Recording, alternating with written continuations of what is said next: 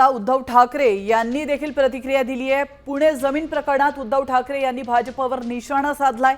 आधी मिंदेचे आणि आता अजित पवारांच्या मुलाचं प्रकरण बाहेर आलं। ही प्रकरणं कोण बाहेर काढतंय?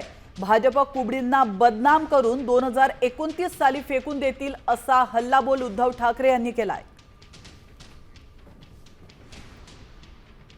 मला काय कोणाच्या मुलाबाळांच्या मागे लागायचं नाही, माझी ती नीती नाही, माझी वृत्ती नाही, माझ्यावर ते संस्कार नाही। पण मुख्यमंत्री काय करतायत?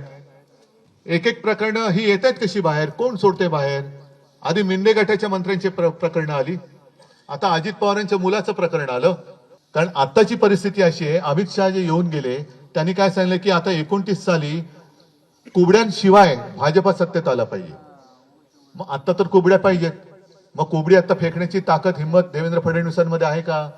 नाही। आता कुबडीला बदनाम करतील आणि 29 साली फेकून देतील। काय होणार नाही, क्लीन चिट देतील, शेतकरी बसेल बोंबलत, ते बसतील पैसे कमवून, जमीन कमवून।